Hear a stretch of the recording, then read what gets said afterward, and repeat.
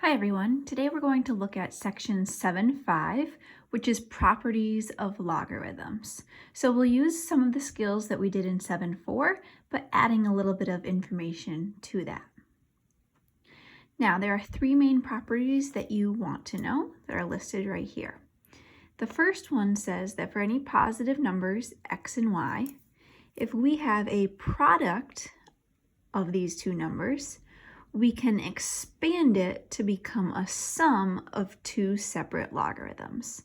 So notice we have the log base a of x times y. I can expand that and break it into two logarithms using a sum. The next one says that if I am dividing two numbers in a single logarithm, I can break that up and expand it into two logarithms using subtraction.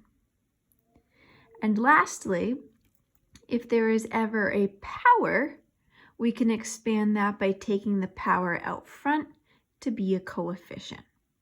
So on the left-hand side here, this is the condensed versions, and on the right-hand side are our expanded versions. Let's do some examples so that these properties make sense. The first one here says to express each as a single logarithm. So we are condensing. There are two logarithms. We want to put them together so that that word log is only showing up once. Now we can do so because they are both logarithm base 5.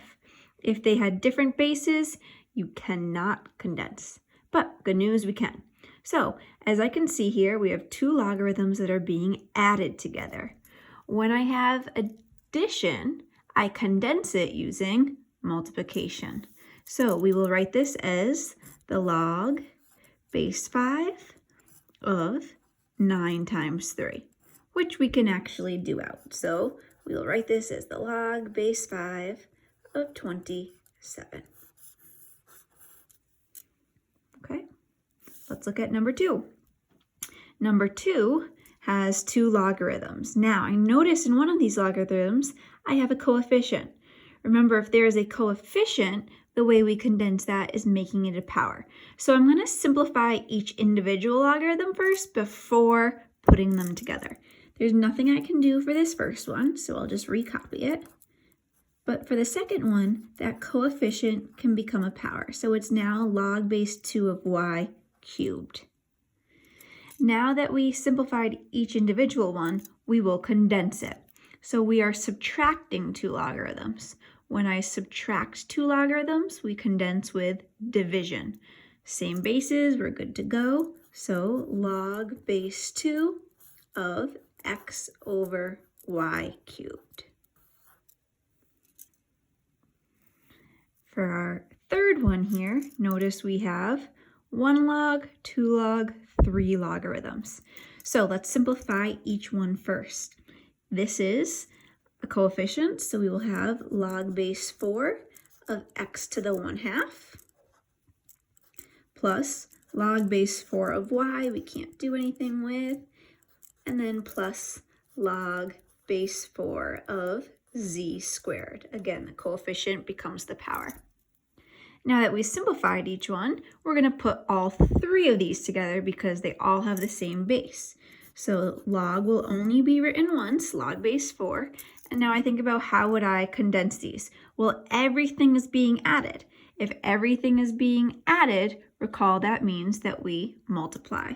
So now this would be x to the 1/2 times y times z squared. Remember, anything to the 1/2 power is a square root. So you may also see this as something like this, y z squared root x. Okay? All right. Now let's look at the opposite.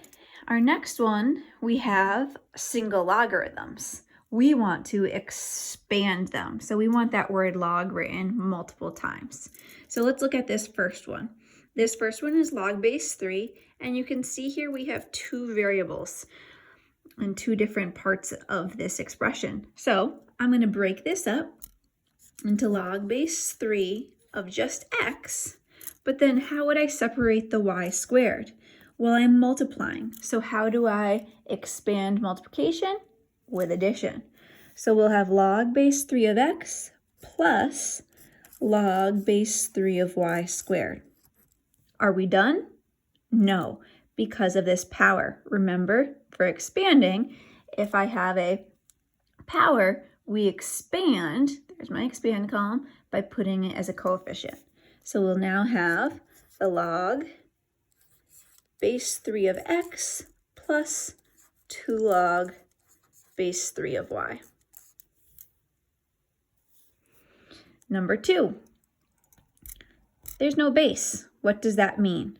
Remember, that really means a base of 10. You can put it in there or you can keep it out. It doesn't matter. But we have sort of 2 parts to this expression, the root x and the 3. So I know that I'll have the word log showing up twice. So let's break it up. First, log root x. Since I'm dividing, we're going to expand with subtraction. Log of 3. Again, you can write a base of 10 or not. Are we done? No, because remember, this is really the log of x to the 1/2. Whenever you have a radical, convert that to a rational exponent. Now that we have that exponent, I'll bring it out front, and we'll have 1/2 log of x minus log 3. And there you have it. Our last one. If we look here, I have x, y, and z. So I'm going to have the word log written 3 times for this one. Notice everything is to the 4th root. So I'm going to first just change this to be log base a of x to the 1/4, y to the 1/4, all over z to the 3/4. Remember our rational exponents. Now we'll break this up. Again, notice there are 3 parts, so I'll have the word log written 3 times. Log base a of x to the 1/4. Y is being multiplied, so I will add log base a of y to the 1/4. And z is being divided, so I will subtract that, minus log base a of z to the 3/4. Now, lastly, what we want to do is take all those powers and make them coefficients. So our final answer is 1/4 log base a of x plus 1/4 log base a of y, and then minus 3/4 log base a of z.